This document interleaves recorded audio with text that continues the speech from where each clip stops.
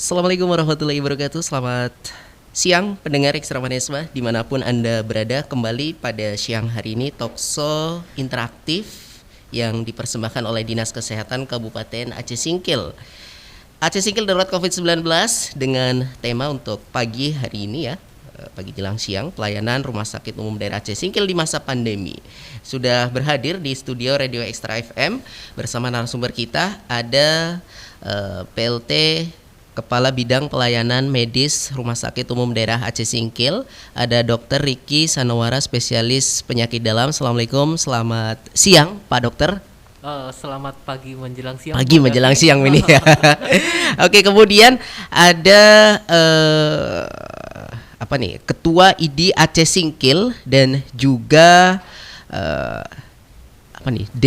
DPJP, Dokter Penanggung Jawab Pasien RSUD Aceh Singkil, ada Dokter Darul Amani, Manajemen Administrasi Rumah Sakit Spesialis Patologi Klinik. Assalamualaikum, selamat pagi menjelang siang Pak Dokter. Oke, sehat semuanya? Alhamdulillah ya. Ya, selama kurang lebih 1 jam ke depan kita akan mengupas soal bagaimana pelayanan Rumah Sakit Umum Daerah Aceh Singkil khususnya saat ini di masa pandemi. Kita tahu Ekstra Mania semua, setiap harinya kasus positif COVID-19 di Kabupaten Aceh Singkil terus ada begitu ya.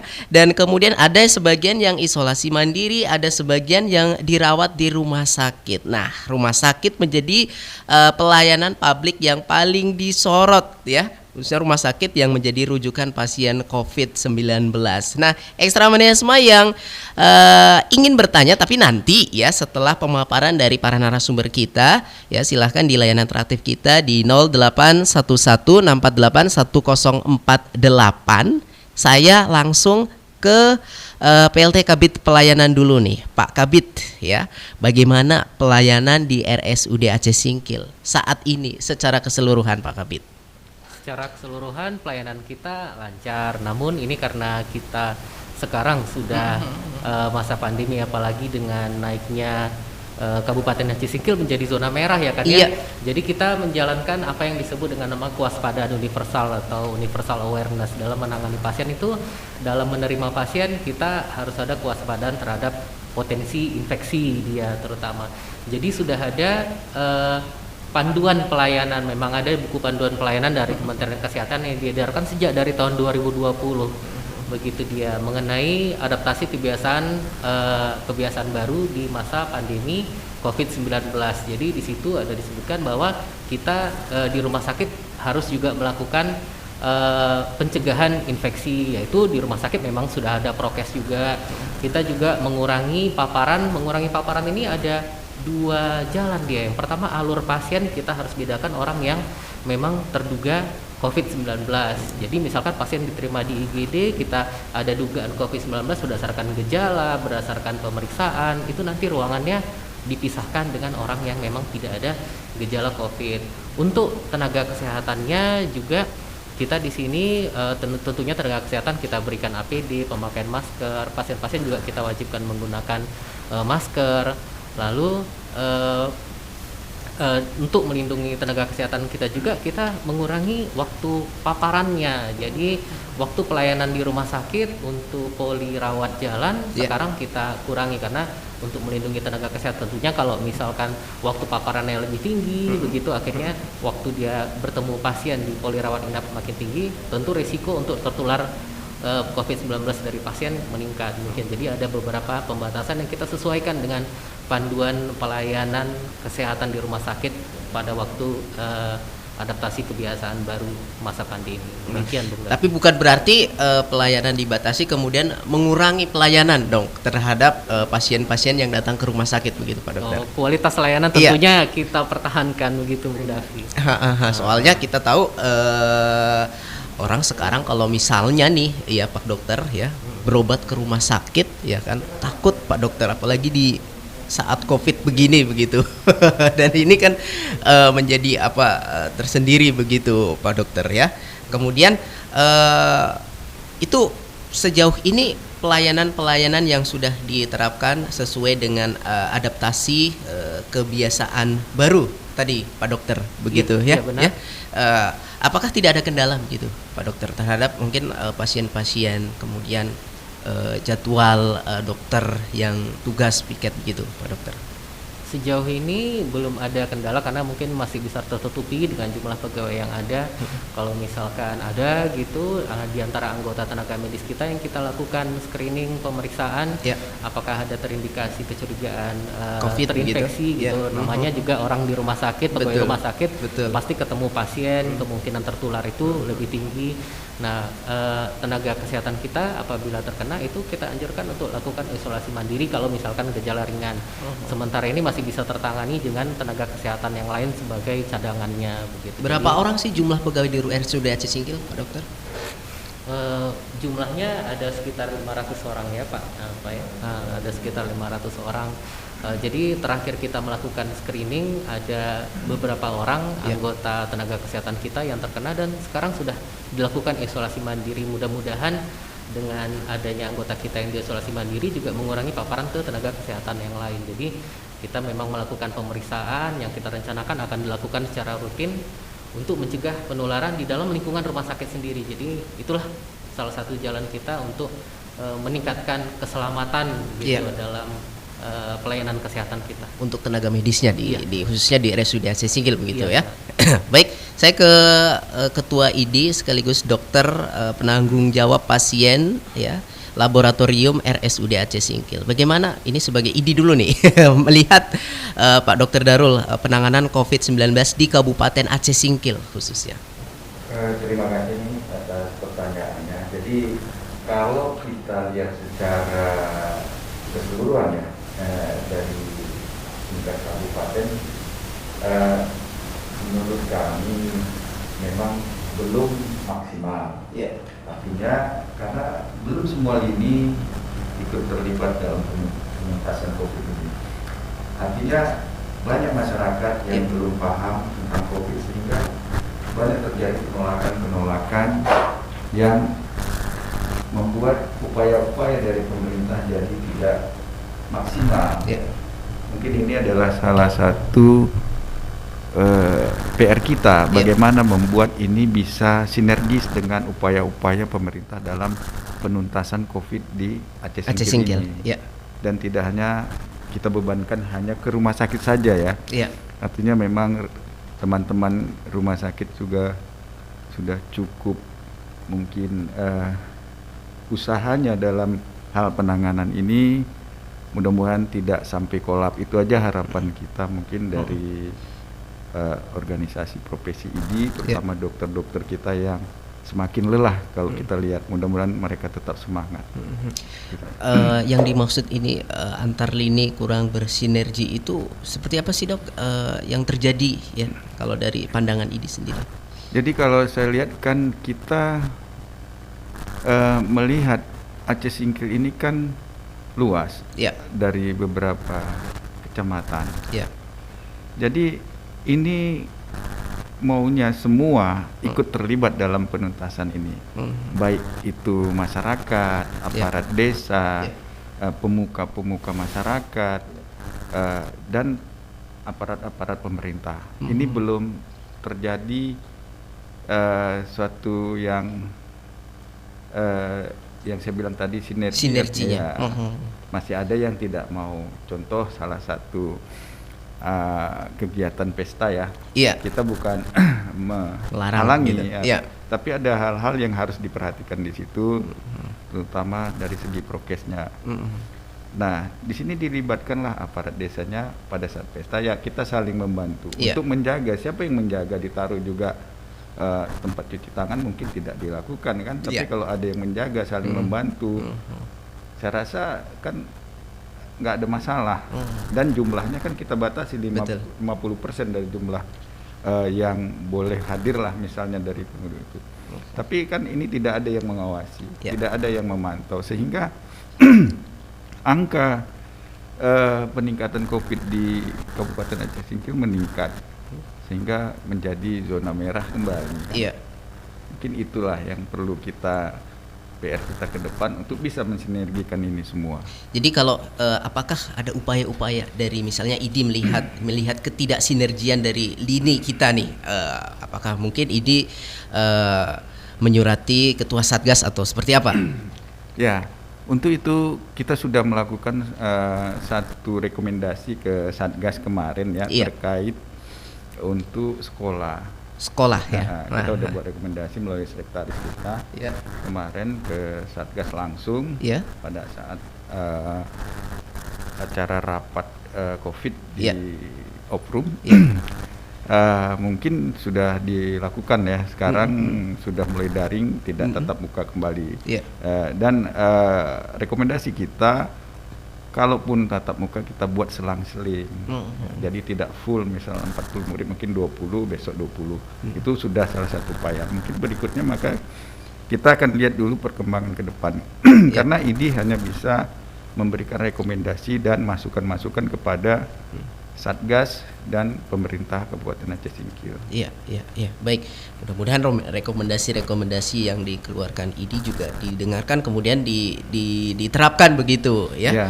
Katakanlah. Tapi oke, itu soal mungkin sekolah tadi. Bagaimana dengan IDI melihat kerumunan di apa tadi? Dikatakanlah di tempat pesta, di pasar juga berkerumun, Pak Dokter. Apakah sudah ada rekomendasi soal itu ya? Terkait dengan itu? Ya, jadi gini. Untuk hal seperti itu kita kan di rapat ini masuk dalam Satgas itu di bagian tim ahli. Ya. Tim ahli artinya yang langsung bersentuhan dengan pasien, artinya dokter di situ, karena ini kan membawa dokter baik spesialis maupun dokter umum, Ya. baik di rumah sakit maupun di puskesmas. Ya. Jadi kami berharap supaya tugas ini dibagi. Artinya untuk segi kesehatan biarlah dokter IDI yang mengcovernya, Iya. karena kita masuk di tim ahli memang khusus itu. Tapi untuk hal-hal yang seperti kerumunan, yang lain-lain, masyarakat itu kan ada bagian-bagian tertentu yang bisa mengcover itu, sehingga tugas ini terbagi. Iya. Tidak hanya sampai ke urusan mayat juga harus dokter kan. Iya. Mungkin ada Satpol PP, ada Dinas Perhubungan. Iya. Nah, itu yang perlu dilibatkan biar sinergis. Karena selama ini kita COVID hanya bertumpu, dokter, Iya. kesalahan dokter. Nah, itu maksud saya supaya mindset ini berbeda dalam hal penanganan COVID, semua bisa terlibat sesuai dengan kemampuan atau disiplin ilmu masing-masing. Ada berapa dokter sih di Aceh Singkil yang sudah terpapar COVID-19 dok? Dari catatan IDI dok? Jadi catatan kita Ya. dari Nggak cuma dokter Januari aja. ke sekarang Iya, iya. itu sudah 7 dokter ya. 7 dokter. 7 dokter termasuk internship ada 2 Iya. dokter yang magang ke kita. Iya. Dan sebelumnya juga sudah ada. Jadi sebelumnya waktu 2020 Iya. awal-awal kita sudah ada beberapa dokter. Waktu itu 2 dokter yang sedang mengambil Spesialis ya. 1 dokter gigi dan ada dokter penyakit dalam, dokter umum 1 yang di sini. Iya, iya. Di dekat rumah sakit kita. Jadi sudah lebih dari 10 ya. Lebih dari 10 sejak adanya kasus di Aceh sampai Singkil hari ya, ini ya. sampai hari ini ya. Oke. Ya mudah-mudahan sekarang pun masih ada nih yang sedang isolasi nih. Dokter paru kita sedang isolasi di rumah sakit isolasi mandiri. Tapi alhamdulillah kondisi stabil, Iya. ya, gejala ringan. Mudah-mudahan minggu depan sudah aktif kembali. Oke, termasuk Dokter Darul sudah pernah juga begitu ya? Ya sudah, saya terakhir tanggal 12 saya dapat surat sehat dari dokter paru. Saya isolasi 14 hari, tapi dengan gejala ringan bersama keluarga. Jadi inilah yang kita khawatirkan. Mudah-mudahan Iya. kita kan takut gejala berat, ujung-ujungnya kan exit, meninggal. Iya. Nah, ini yang ditakuti oleh baik para medis, masyarakat dan seluruhnya. Tapi masih ada juga yang belum percaya dengan ini. Dengan COVID ini, gitu ya. Iya. Ini yang saya merasa miris. Iya. Sementara COVID itu ada dan kita juga sudah pernah terpapar, tapi banyak juga sebagian dari masyarakat kita masih belum yakin, sehingga upaya-upaya dari pemerintah baik Satgas banyak yang ditolak. Contoh salah satunya adalah vaksin. Jadi mungkin mudah-mudahan vaksin ini bisa sukses di Aceh Singkil, tidak ada penolakan itu saja mungkin. Bung David. Jadi mungkin boleh diceritakan sedikit, Bapak kan sudah pernah terkena COVID begitu. Apa yang dirasakan? Nah ini, jadi pada saat saya kena, saya awalnya memang gejala ringan sih, demam, batuk, terus sakit sekali, ngilu badan saya, dan ini belum pernah saya rasakan sebelumnya. Artinya saya pernah demam dulu, tapi biasa, ataupun pernah demam menggigil biasa. Tapi kalau yang ini tulang-tulang saya sakit semua, dan ini saya rasakan sampai 2-3 hari. Dan setelah itu baru penciuman saya hilang. Nah, jadi indera penciuman saya menghilang sekitar 4-5 hari. Terakhir pada hari ke-7 ke-10 sudah mulai kembali, dan saya sudah tidak demam lagi. Hari ke-14 baru normal kembali. Nah, itu pun penciuman masih agak error, belum kembali normal karena masih salah, kita cium bau durian kok bau minyak angin gitu. Jadi mungkin seperti itu. Saya nggak tahu mungkin apakah orang lain yang merasakan juga berbeda atau sama. Yang saya rasakan pada saat itu seperti itu, Bung Davi. Oke. Baik. Saya ke Pak Dr. Riki ya. Pak, mungkin di Rumah Sakit Umum Daerah Aceh Singkil kan ada ruang rawat khusus pasien COVID begitu ya. Mungkin bisa Bapak sampaikan, jelaskan begitu ya, ada berapa ruangan. Kemudian Bapak gambarkan nih bagaimana penanganan perawatan pasien yang COVID ini, Pak Dokter. Silakan, Pak. Baik, Bung Davi. Jadi pertama-tama yang perlu kita jelaskan di sini, saya rasa penting untuk diketahui masyarakat awam bahwa kita penanganan kita udah mulai waspada mengenai COVID itu mulai dari depan, karena kita tadi sudah saya sebutkan bahwa kita ada kewaspadaan universal.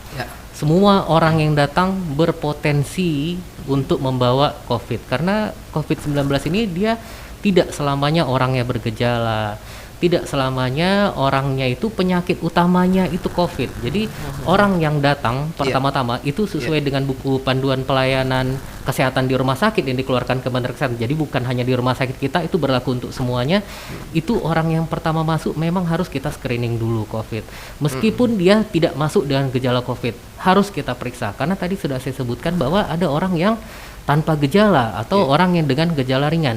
Jadi coba kita bayangkan bersama, Bung Davi, bagaimana seandainya Anda menjadi pasien rumah sakit, tapi orang yang berbaring di sebelah Anda tidak tahu bahwa itu membawa COVID atau tidak, atau memang dia COVID, bagaimana? Apakah kita letakkan sebelah-sebelahan? Tentunya tidak. Betul. Ya, karena berisiko untuk menularkan sesamanya. Jadi maka dari itu, dari awal pasien masuk di instalasi gawat darurat kita, pasti kita screening dulu apakah dia terkena COVID atau tidak, meskipun bukan itu penyebab dia masuk, karena ada COVID tanpa gejala. Nah, jadi berdasarkan kriteria itu ada pasien yang dia penyakit utamanya bukan COVID dan dia tanpa gejala. Ada orang yang memang masuk dari pertama memang dia gejala COVID, ini sudah jelas lah dari awal kita pisah. Nah, terus ada pasien yang COVID dengan penyakit yang lain, penyakit penyertanya gitu dia. Nah, yang kita waspada ini yang pertama. Karena kalau yang kedua dan ketiga kita sudah jelas sudah ada gejala COVID-nya. Tapi yang pasien pertama, yang dia COVID-nya sebetulnya tanpa gejala, tapi dia masuknya karena penyakit yang lain. Nah, ini kadang-kadang mendapat penolakan dari pasien gitu. Kesannya di masyarakat bahwa kita meng-COVID-kan. Nah, ini kita sama sekali tidak meng-COVID-kan. Ini berdasarkan hasil pemeriksaan, dan pemeriksaan itu kan ditampilkan dari dokternya, mungkin menunjukkan, maaf Bu, maaf Pak, dari hasil pemeriksaan ternyata hasil rapid antigennya, pemeriksaan COVID-nya ternyata positif, jadi terpaksa dipisahkan rawatannya. Memisahkan rawatan ini tentunya adalah bentuk ikhtiar kita untuk menyelamatkan pasien yang lainnya. Kita tidak boleh egois sebagai pasien, kita harus menjaga juga kalau kita memang ternyata membawa COVID, jangan kita minta digabungkan dengan pasien yang tidak COVID. Itu kan artinya kita mencelakakan orang lain. Nah, jadi kalau pasien memang dia dengan tanpa gejala COVID masuk ke rumah sakit bukan karena COVID tapi ternyata diperiksa ternyata positif, itu tentunya kita pisah, itulah penanganan awalnya. Nah, berikutnya pasien-pasien yang memang dia dengan gejala COVID atau memang gejala COVID dengan penyerta, ini kita bagi lagi dia berdasarkan tingkat keparahan derajatnya. Nah, penyakit COVID-19 ini dia ada 4 derajat penyakitnya, tingkat keparahannya. Yang pertama ada orang tanpa gejala, dengan tanpa gejala COVID tapi dari pemeriksaan ternyata positif. Nah, yang kedua orang COVID-19 dengan gejala ringan. Gejala ringannya bisa mencakup demam, batuk, pilek, atau orangnya ada yang diare juga, kehilangan penciuman misalkan.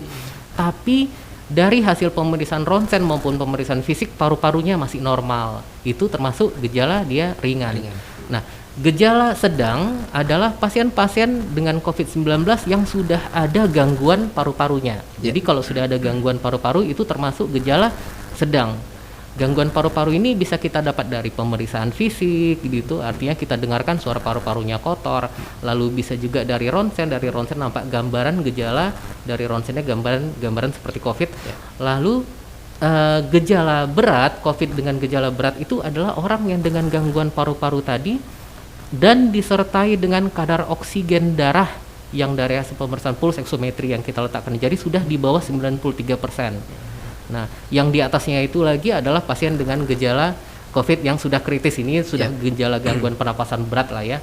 Nah, jadi berdasarkan pembagian gejala itu, jadi kan sesuai panduan dari Kementerian Kesehatan juga berdasarkan PMK, di situ disebutkan bahwa orang dengan COVID gejala tanpa gejala dan COVID dengan gejala ringan itu akan kami pulangkan untuk isolasi mandiri apabila memenuhi kriteria isolasi mandiri. Jadi kriteria isolasi mandiri itu dia ada 2, Bung Davi.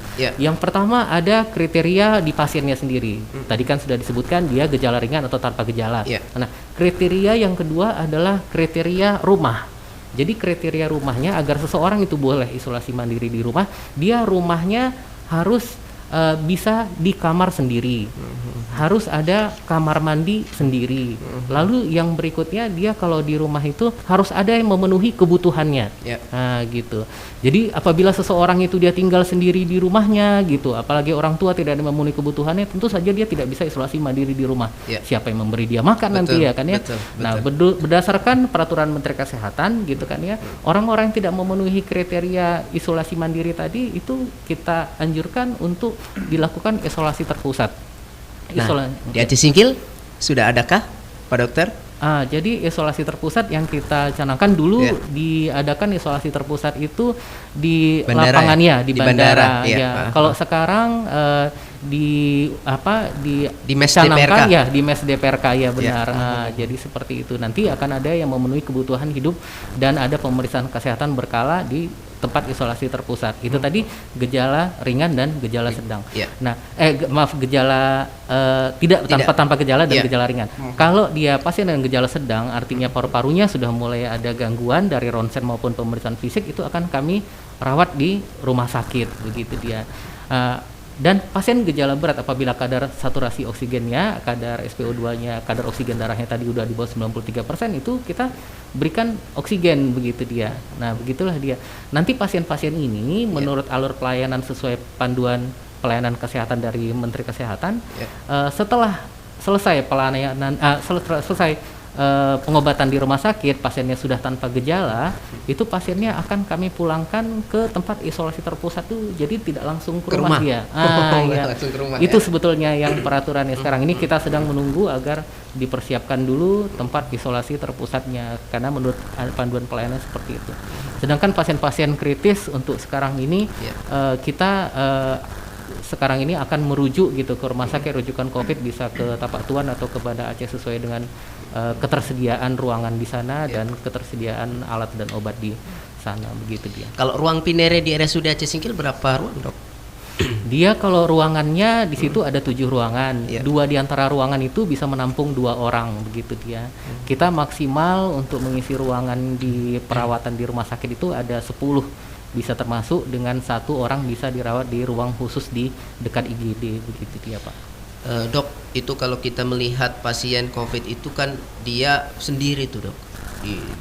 Sedangkan keluarga yang mendampingi kan tidak bisa, ya katakanlah seenaknya bisa keluar masuk begitu Pak Dokter kan? Benar. Jadi itu memang standarnya seperti itu Dok atau karena kan orang sakit kalau nggak ditemenin ya bukannya malah sembuh malah makin sakit nih Dok. Jadi pemantauan yang dilakukan oleh petugas-petugas medis di rumah sakit itu gimana tuh Dok? Jadi pemantauannya itu dia terus menerus karena di masing-masing ruangan itu sudah ada CCTV gitu. Jadi mengawasi keadaan pasien di dalam itu langsung dipantau melalui kamera CCTV. Jadi ada CCTV di masing-masing kamar itu Bung Davi. Kita tahu kondisi pasiennya seperti apa terlihat langsung dari CCTV. Kalau tenaga kesehatannya sendiri juga tidak mungkin duduk di sebelah pasien menemaninya terus-menerus ya kan ya. Ada dua hal di sini. Masalahnya satu karena tenaga kesehatan kita untuk menangani COVID itu juga kan kita rotasi orangnya juga kan terbatas. Kalau di masing-masing ruangan ada orangnya berarti kan 7 orang ya. Nah, terus kalau dia menemani langsung di dalam secara terus-menerus tentunya tingkat paparannya tinggi. Nah, tingkat paparannya tinggi itu nanti ya bisa aja meskipun sudah pakai APD, misalkan lah 1 virus lewat 1 jam kemudian 2 virus lewat, lama-kelamaan terakumulasi jumlah virus di badan tenaga kesehatan kita. Akhirnya kena juga. Nah, kalau tenaga kesehatan kita sampai banyak yang terkena COVID-19, nah tentu pelayanan kita jadinya terganggu gitu dia. Jadi semua strategi yang kita lakukan ini sudah kita pertimbangkan, pasien tetap tertangani dan tenaga kesehatan kita aman begitu Bung Davi. Ada berapa dokter sih di RSUD Aceh Singkil yang menangani pasien COVID Dok? Jadi pada dasarnya semua dokter kita libatkan dalam penanganan COVID-19 gitu. Mulai dari depan di IGD kita ada 13 dokter umum yang menerima pasien di IGD. Lalu dokter-dokter spesialis juga ikut menangani penanganan pasien-pasien dengan COVID-19. Meskipun bukan termasuk misalkan dokter yang khusus berkecimpung di situ. Karena tadi sudah saya sebutkan ada pasien yang datang sebetulnya keluhan utamanya bukan COVID-19, tapi karena prinsip kewaspadaan kita, meskipun orangnya tanpa gejala tetap harus kita periksa COVID-19-nya. Misalkan ada pasien yang masuk gitu ke bagian kandungan, aslinya sebetulnya mau melahirkan atau keluhan kandungan yang lain, tapi ternyata saat diperiksa ada ternyata terkena COVID-19. Nah, COVID-19-nya sendiri tidak bergejala pada pasien itu, ya kan ya, tapi tetap saja harus kita tangani terpisah karena kita tidak mungkin kita gabung akan menularkan ke pasien lain. Jadi pada dasarnya semua spesialis kita 16 orang semuanya terlibat pada penanganan COVID, tergantung kasus COVID-nya apakah ada menyangkut ke bagian beliau atau tidak gitu. Tapi yang langsung terjun ke Pinere ada 5 orang, 4 orang dokter penyakit dalam tambah 1 orang dokter spesialis paru begitu Bung Davi. Termasuk dokter begitu ya? Iya benar. Baik, kita ke penanya di 0811648148 sudah ada di ujung layanan telepon. Halo, assalamualaikum, selamat pagi menjelang siang. Pagi menjelang siang Bang. Iya, dengan siapa di mana Ibu? Dengan Rahma di Kota Baharu. Rahma di Kota Baharu. Silakan Rahma, pertanyaannya. Sebelumnya saya ingin menyapa dulu kepada Dr. Darul selaku Ikatan Dokter Indonesia Aceh Singkil. Kemudian ada Pak Rizky selaku Kepala Bidang Pelayanan Medis Aceh Singkil. Ya, silakan pertanyaannya Bu Rahma. Pertanyaan saya, dengar-dengar kalau udah divaksin 2 kali, kabarnya mau disuntik lagi ya Dok? Kok bisa gitu? Kemudian kenapa setelah divaksin orang bisa demam gitu Pak? Terus ada tuh kemarin mahasiswa di Aceh setelah divaksin dia lumpuh. Jadi saya sendiri gitu Pak takut untuk divaksin. Gimana gitu Pak? Kamu mahasiswa atau ibu rumah tangga nih? Mahasiswa. Oh, kebetulan mahasiswa. Oke. Iya. Oke, baik. Itu aja Bu Rahma. Iya. Oke, terima kasih. Ini saya belum nanya vaksin kok ini sudah ke vaksin ya penanyanya nih. Ini siapa mau jawab nih? Pak Dokter Riki mungkin. Pak Dokter gimana nih Pak Dokter? Oke, boleh saya yang mencoba untuk menjawab, mungkin nanti bisa ditambahkan dari Dokter Darul. Nah, mengenai reaksi vaksin gitu ya, pertama saya jawab itu dulu ya, reaksi vaksin gitu ya. Vaksin itu kan dia bahan yang bisa menginduksi atau memancing reaksi imunologis. Memang pada dasarnya kita memberikan vaksin itu supaya imunologi atau sistem kekebalan badan kita aktif. Nah, salah satu ciri-ciri kalau sistem kekebalan badan kita itu bekerja adalah timbulnya demam, begitu dia. Meskipun tidak semua orang mengalami reaksi separah itu. Lalu berikutnya mengenai jenis-jenis reaksi vaksin. Jadi pada dasarnya kejadian ikutan pasca imunisasi itu kita bagi terhadap 5 golongan. Yang perlu saya tegaskan di sini adalah yang disebut dengan kejadian ikutan pasca imunisasi itu belum tentu karena kesalahan vaksinnya. Semua kejadian yang terjadi selama masa observasi vaksinasi itu sudah kita anggap kejadian ikutan pasca imunisasi. Berhubungan atau tidak berhubungan akan diputuskan kemudian berdasarkan hasil pemeriksaan, berdasarkan kita selidiki lagi apakah betul dia berhubungan atau tidak. Nah, jadi 5 jenis kejadiannya itu, yang pertama ada memang yang kejadian karena kesalahan vaksinnya. Apabila memang kesalahan vaksinnya itu kita cek dia vaksinasi yang sekarang yang Sinovac itu dia kan satu ampul itu dia untuk 10 orang. Kalau memang salah di vaksinnya, kan di kartu vaksin itu kan ada dia nomor seri vaksinnya. Kita lihat apakah di antara 10 orang yang disuntik dari ampul yang sama, apakah 10-10-nya mengalami gejala yang sama gitu dia.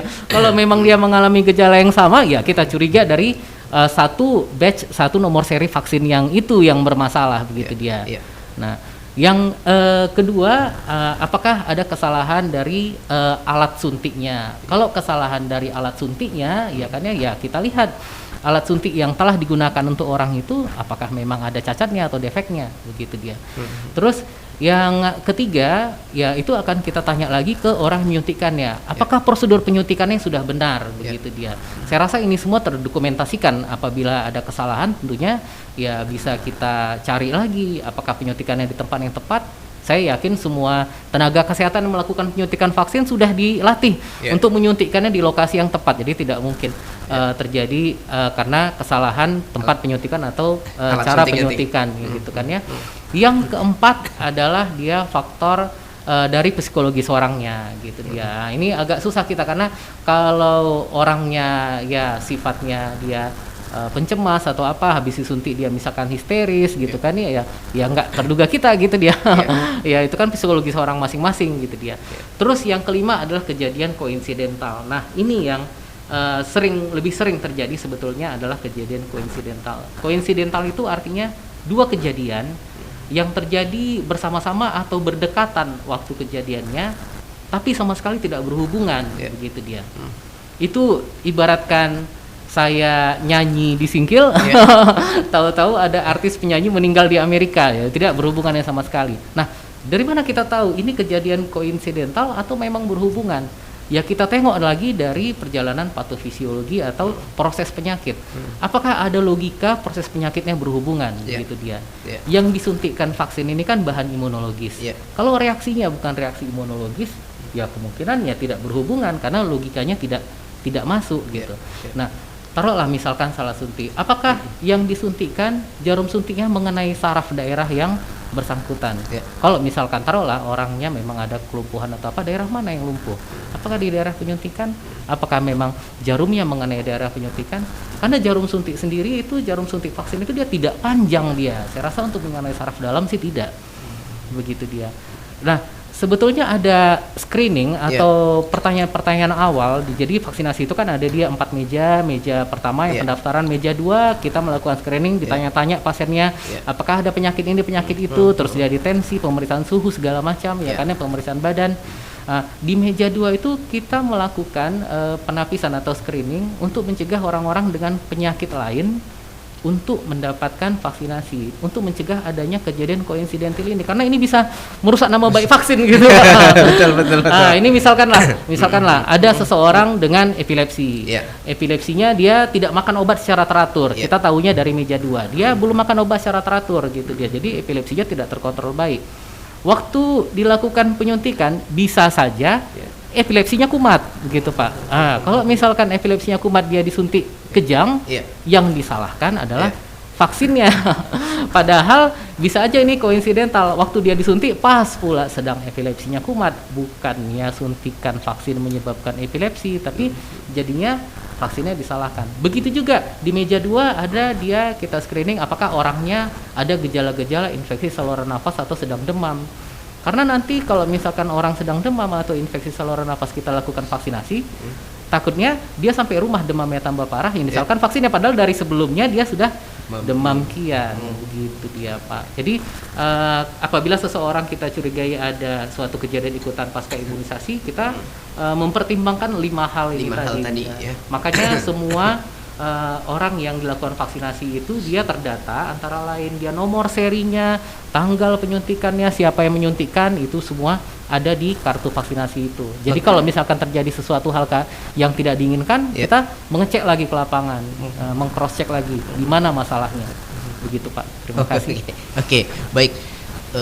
Bang Darul, tadi katanya ada mahasiswa yang lumpuh ya, memang benar-benar kemarin sempat viral tuh, Bang ya. Kalau Abang melihat fenomena itu gimana, Bang? Jadi begini, kalau dari kacamata ID,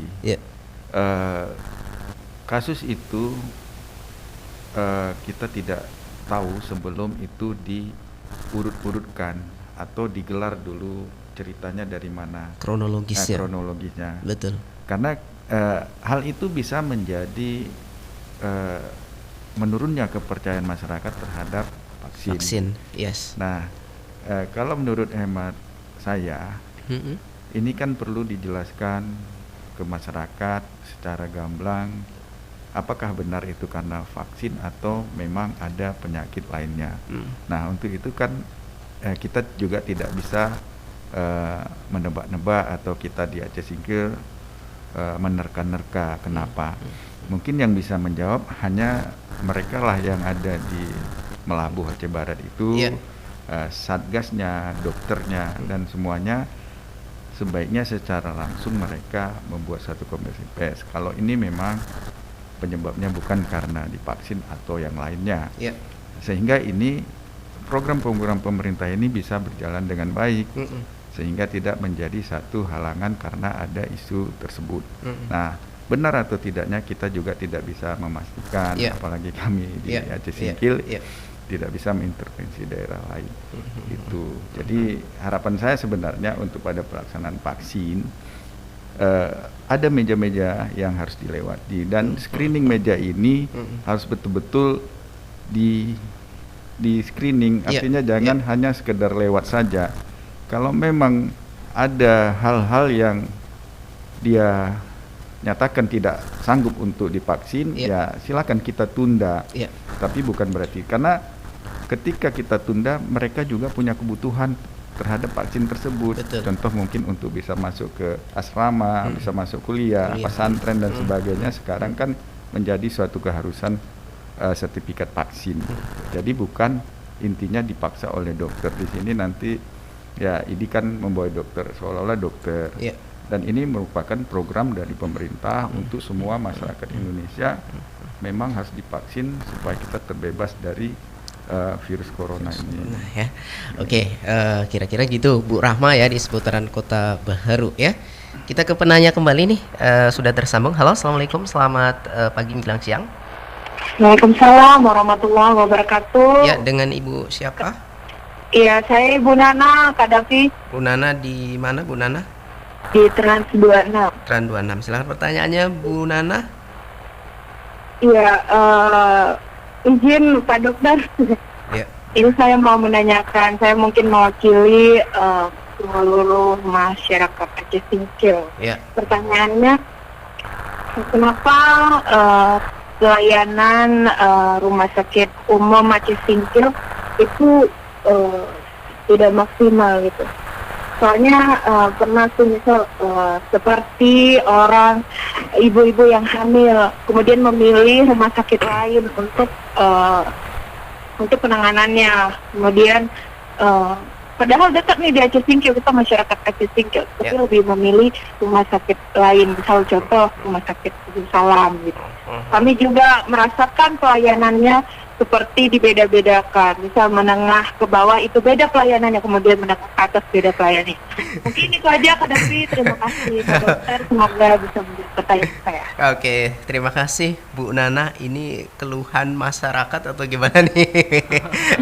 Mungkin bisa ditanggapi oleh Dokter Riki nih. Gimana nih Dok soal pelayanan?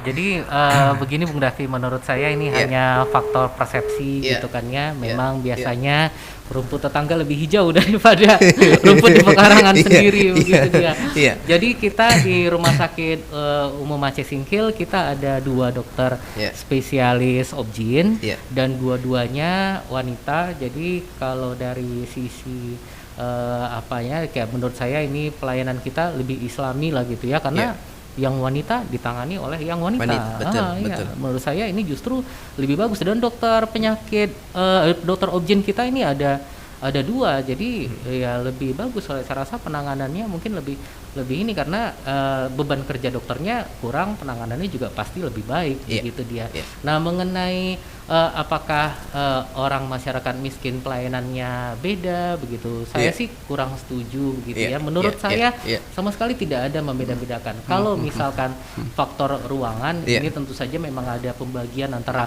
ruangan, kelas menurut tingkatan BPJS-nya. Ini ya memang seperti itu dari regulasi BPJS-nya. Kalau memang dia BPJS kelas 3 ya ditempatkan di ruangan kelas 3. Nah, pembedaan ini aja berdasarkan ruangan kelas itu. Kelas itu begitu ya. Kalau penanganan obat atau misalkan dokter yang menangani tetap dokter spesialis kandungan. Perawat kita pun tetap profesional dan konsisten dalam menjalankan mutu keperawatannya gitu dia.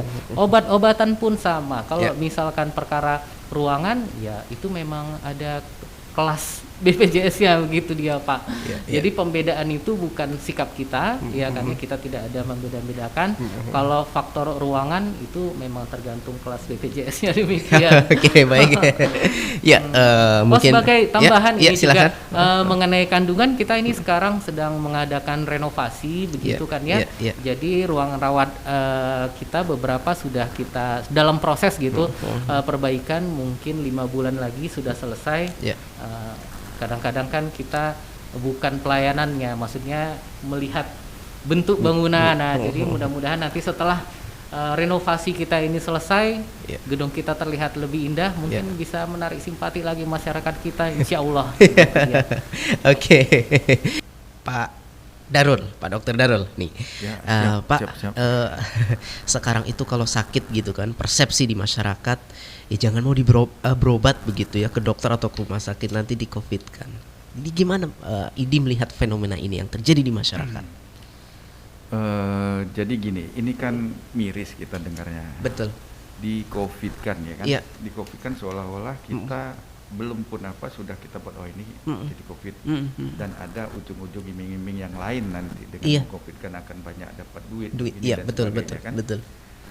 Perlu saya sampaikan bahwa itu sudah, apalagi dokter ya, sudah melanggar kode etik dan sumpah dokter kami sebagai dokter, membuat orang yang tidak sakit-sakit. Secara hukum juga itu udah salah. Jadi untuk Aceh Singkil terutama rumah sakit dokter di Aceh Singkil itu tidak ada yang melakukan hal seperti itu, dan saya berani jamin. Terutama begini, ini saya contohkan di rumah sakit. Sekarang pasien masuk, dia ke IGD, kita langsung melakukan pemeriksaan tes antigen pada pasien tersebut di depan pasien tersebut. Nah, di depan pasien tersebut dia ambil swabnya, langsung di situ. Kalau dia positif, kita suruh lihat keluarganya atau familinya yang ada di situ. Kalau dia negatif akan keluar negatif. Nah, itu menggunakan swab antigen. Setelah itu, kalau dia positif, kita akan swab PCR. Dan swab PCR itu dikeluarkan oleh laboratorium Unsia. Nah, hasil laboratorium dia secara resmi dikeluarkan. Baik dia positif dan negatif, hasilnya akan kita terima melalui dinas kesehatan dan diteruskan ke rumah sakit.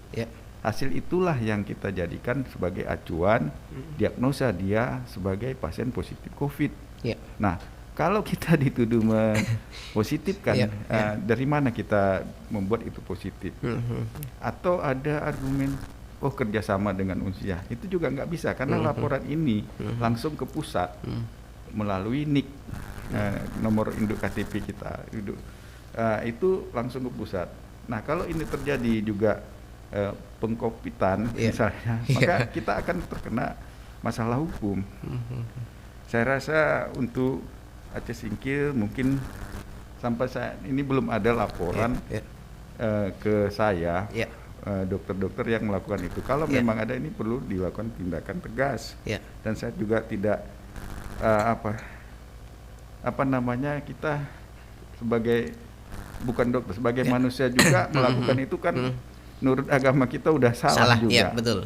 Mungkin seperti itu supaya masyarakat lebih memahami bahwa pekerjaan seperti itu memang tidak baik dan tidak kita melakukan hal-hal pengcovidan pasien di rumah sakit atau di puskesmas. Iya. Dokter Riki ada tambahan nih, gimana nih dok? Terima kasih Bu. Iya. Jadi dari awal tadi kan sudah saya sebutkan bahwa Betul. tidak semua orang yang datang ke rumah sakit dengan COVID-19 dia ada keluhan COVID-19. Betul. Memang seperti itu. Iya. Jadi ada orang yang datang ke rumah sakit sebetulnya dia karena penyakit yang lain dan COVID ini sama dirinya tidak bergejala. Iya. Tapi kita bayangkan lagi, Iya. kita sebagai seorang pasien, Iya. taruhlah kita penyakitnya bukan penyakit COVID-19. Iya. Yang di sebelah kita penyakitnya juga penyakit utamanya gejalanya bukan COVID-19 tapi dia COVID-19. Mau nggak kita diletakkan bersebelahan dengan dia? Ya nggak mau dong. Tentunya tidak. Ya, kan, ya. Iya. Nah, jadi karena prinsip kita kewaspadaan universal, semua pasien harus kita periksa. Jangan sampai kita satukan ruangan antara orang yang tidak COVID dengan orang yang COVID. Yeah. Meskipun COVID-nya tidak bergejala, tidak boleh kita satukan. Makanya pasien yang datang meskipun tidak dengan gejala COVID harus kita periksa. Mana tahu dia orang tanpa gejala gitu dia. Jadi dalam penanganannya harus dia dipisah. Taruhlah dia masuk dengan sakit mah gitu ya, misalkan dia masuk dengan sakit mah, yang di sebelahnya juga dia sakit mah. Yang satu dia sakit mah tapi waktu diperiksa rapid antigen positif, yang satunya diperiksa rapid antigennya negatif. Apakah mau digabungkan? Orang yang sakit mah yang rapid antigennya negatif dengan orang yang sakit mah rapid antigennya positif. Apakah bersedia digabungkan? Tentunya hal ini bisa membahayakan pasien yang awalnya tidak ada sakit COVID-nya. Bagaimana kalau dia tertular? Betul. Makanya dari depan harus kita periksa. Nah, jadi mengenai itu tadi awalnya ada saya sebutkan bahwa derajat penyakit COVID ini juga kita bagi tanpa gejala, ringan, sedang, berat, dan kritis. Yang kita rawat di rumah sakit itu hanya dari gejala sedang ke atas. Sedangkan pasien dengan gejala yang ringan dan tanpa gejala, kecuali misalkan pasiennya datang ke rumah sakit karena penyakit yang lain gitu kan ya, yaitu ya kita rawat dia. Tapi kalau dia hanya COVID saja, tapi COVID-nya gejala ringan dan COVID-nya dia gejalanya tanpa gejala, itu akan kita pulangkan tuh isolasi mandiri asalkan memenuhi kriteria untuk isolasi mandiri tadi. Jadi kalau misalkan Bapak dan Ibu pendengar ada yang sakit demam, tidak apa-apa, datanglah ke rumah sakit. Kalau misalkan kami periksa COVID-nya misalkan positif, belum tentu kami rawat. Jadi kami mengcovid-covidkan, taruhlah kami mengcovidkan. Misalkan orangnya kita bilang positif gitu ya Pak misalkan orangnya positif gitu kan ya, tapi gejalanya ringan, nggak ada juga untungnya sama kami karena tetap pasiennya kami pulangkan, begitu dia. Jadi itu ya untuk menyelamatkan pasien rumah sakit yang lain juga sebetulnya, makanya kami periksa dari depan demikian. Jadi kalau misalnya kita sakit COVID, obatnya itu apa dok? Jadi tergantung tingkatan gejalanya ya Bung Davi ya. Jadi kalau misalkan orangnya dengan tanpa gejala atau dia gejala ringan, yang nomor satu itu adalah vitamin dan suplemen yang dia meningkatkan sistem imunnya gitu. Mulai dari vitamin C, vitamin D, vitamin E, mineral seperti zinc juga cukup membantu.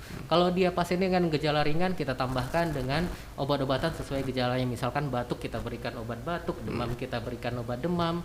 Apabila pasiennya gejalanya sedikit lebih berat, sudah ada keterlibatan paru-paru misalkan gitu, maka pasiennya kita kasih obat-obatan tambahannya seperti antibiotik, bisa azitromisin atau levofloxacin. Kita tambahkan juga obat antivirus begitu dia. Nah, kalau misalkan gejalanya misalkan sudah masuk gejala berat gitu, kadar oksigen darahnya sudah mulai turun, kita berikan oksigen, kita berikan juga obat anti radang begitu, obat anti pembekuan darah, dan segitulah sesuai dengan kebutuhan dia benar. Jadi nggak ada obat khusus sebenarnya dok ya dalam hal ini ya, hanya vitamin. Terus kalau misalnya sakit demam kasih paracetamol misalnya begitu ya dok ya, kira-kira. Kalau dia pasiennya dengan gejala ringan dan pasiennya dengan yang tanpa gejala, ya kita kuatkan saja sistem imunnya begitu ya. Kalau misalkan gejalanya sudah mulai dari sedang tentu ada obat antivirus dan obat anti infeksi. Apabila dicurigai ada infeksi bakteri, kita tambahkan begitu dia. Oke, saya ke Dokter Darul. Dok, jadi untuk pemantauan langsung oleh dokter di puskesmas ya, khususnya untuk tatap muka dengan pasien yang bergejala ringan, katakanlah yang isolasi mandiri di rumah. Jadi di beberapa puskesmas ditemui kasus dokter itu menolak untuk tatap muka dengan pasien yang isoman tadi dengan berbagai alasan. Itu apakah dibenarkan atau bagaimana dok? Ya, Jadi begini, Ya. sampai hari ini mungkin belum ada juga laporan dari dinas ke saya bahwa ada dokter yang menolak. Nah, kalau memang ada kejadian di lapangan sebenarnya mungkin ada beberapa hal terkait komunikasi antara Ya, ya, ya. pimpinan kepala puskesmas Iya. dengan dokternya. Iya. Kan ini masalahnya komunikasi. Betul. Jadi saya rasa dokter apabila itu gimana ya, Ya. terbangun komunikasi yang bagus, saya rasa tidak akan pernah menolak. Dan mungkin ada beberapa cara, misalnya saya katakan untuk harus bertatap muka dengan pasien seperti apa. Dulu waktu awal COVID kan saya pernah melakukan pemeriksaan warga asing di Pulau Banyak waktu itu. Ya. Kami sama Pak Direktur yang lama Ya. dengan Satgas kami lakukan pemeriksaan. Nah, dijumpailah satu pasien yang positif antibodi pada saat itu. Pasien orang luar. Ya. Dan pada saat itu kami kasih rekomendasi kepada kepala puskesmasnya waktu itu Pulau Balai untuk setiap hari dipantau suhu dan apanya, dan mereka melakukan sampai habis masa isolasinya. Dan tiap hari laporan itu dikirimkan ke dinas dan ditembuskan ke Satgas. Setiap hari suhunya hari ini 38, kondisi demam ini, tidak obat ini, itu selalu lakukan. Nah, itu bisa. Nah, kenapa di akhir-akhir ini nggak bisa? Saya juga nggak paham apakah ada masalah-masalah internal di mereka. Saya rasa ini perlu hanya membangun komunikasi antara pihak puskesmas, pihak dinas, dan dokter yang bersangkutan untuk warga di sekitar wilayah kerja puskesmas tersebut. Kan bisa dibagi. Misalnya katakanlah dokternya satu, saya capek, kita bisa bagi tugas untuk perawat yang lain untuk melakukan pemantauan harian terhadap pasien-pasien yang isolasi mandiri. Oke.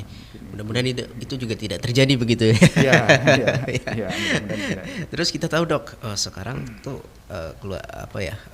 pasien-pasien COVID yang meninggal dunia itu banyak yang nggak mau pakai pemusaran jenazah. Kira-kira apa saran untuk Satgas COVID-19 Aceh Singkil dok mengenai kasus-kasus ini? Banyak loh keluarga-keluarga yang nggak mau begitu ya.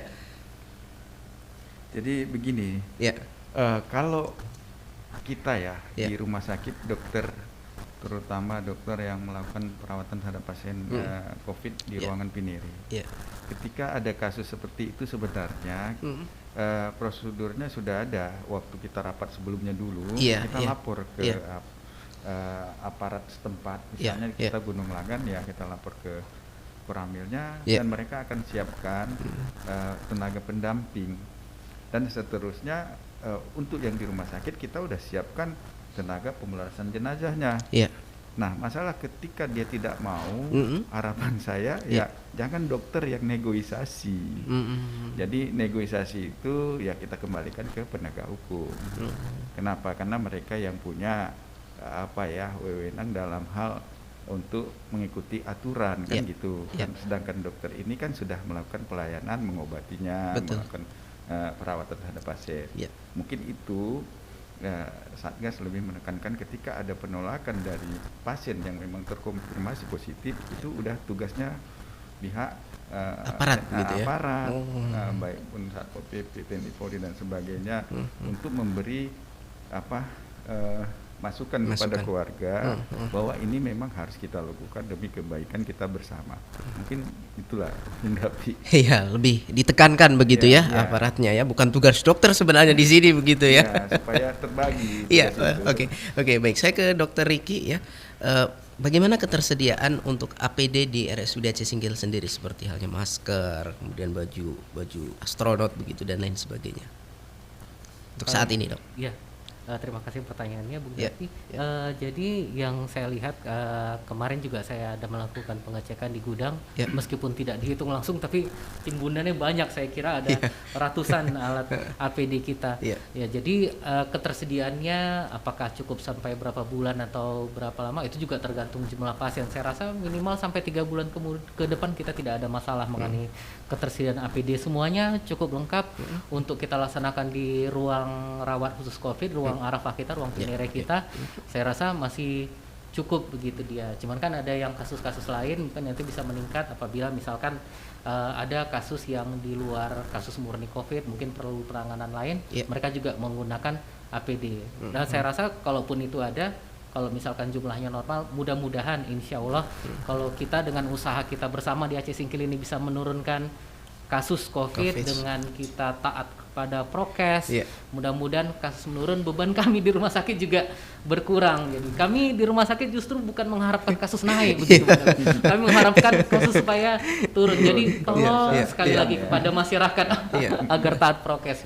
Kalau stok oksigennya di ruang rawat COVID tadi tersedia setiap ruangan, Dok, ya? Nah, kalau oksigen kebetulan kita di rumah sakit sudah bisa memproduksi oksigen sendiri. Ada kita memiliki oksigen saturator. Dalam kesempatan ini juga saya mau menanggapi video-video yang ada di beredar gitu ya di sosial media menggunakan aerator aerator untuk kolam ikan aerator untuk akuarium bisa menambah oksigen itu tidak benar. Nggak benar itu, Dok? Iya, bahwa aerator itu dia hanya mengambil oksigen dari udara bebas dimasukkan ke dalam air. Jadi dia tidak menambah konsentrasi oksigen. Jadi oksigen yang digunakan dalam tabung-tabung oksigen secara medis itu kadarnya di atas 90% begitu, Bung Davi.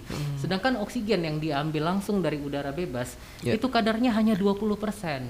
Jadi dia berbeda. Jadi kalau misalkan pakai aerator aqua itu, aerator akuarium itu diarahkan ke hidung pasien, itu kadarnya sama aja seperti oksigen udara bebas hanya 20%. Nah, jadi alat saturator oksigen yang ada di rumah sakit, alat itu fungsinya mengambil oksigen dari udara dan dimurnikan kadarnya sampai 90%, begitu dia. Oke, baik. Gak terasa, tapi sebelum saya tutup ya, sebelum saya tutup, saya ingin ke Ketua IDI, apa nih pesan untuk tenaga kesehatan di Aceh Singkil menghadapi pandemi yang belum usai, nggak tahu kapan selesainya, Pak Dokter. Jadi begini, pesan kita dari IDI, kita ini harus tetap semangat dalam menghadapi pandemi ini, karena kita yakin pandemi ini pasti akan berakhir. Dan jangan kendor, tetap prokes. Tuh dia. Jangan kendor, tetap prokes. Dari closing statement dari Dokter Iki, silakan Dokter. Ya, kalau dari saya nomor satu ya, karena kami dari rumah sakit akan tetap menjalankan pelayanan semampu dan sebaik kami. Jadi apapun yang dikatakan orang, intinya kami menjalankan sesuai protokol. Usaha kami semoga didukung oleh masyarakat. Iya, baik. Ini kepercayaan masyarakat nih ya, sangat kita inginkan ya, bagaimana COVID itu benar-benar ada. Untuk itu Anda harus benar-benar mentaati protokol kesehatan ya, itu ya. Dan juga kita berharap tidak lagi zona merah, tapi zona kemarin sempat oranye begitu ya, ini kembali merah. Mudah-mudahan ke oranye lagi, nanti kuning, hijau, dan ya udah nggak ada lagi COVID di Aceh Singkil begitu. Harapan kita bersama tentunya ya. Terima kasih untuk Pak Dokter semuanya ya, narasumber kita yang sudah berhadir ya atas penyampaiannya. Mudah-mudahan ini bermanfaat untuk masyarakat Aceh Singkil seluruhnya ya. Baik, Ekstra Manisme, itulah akhir kebersamaan kita pada siang hari ini di Talkshow Interaktif Aceh Singkil Darurat COVID-19 yang dipersembahkan oleh Dinas Kesehatan Kabupaten Aceh Singkil. Untuk tema siang hari ini pelayanan RSUD Aceh Singkil di masa pandemi ya.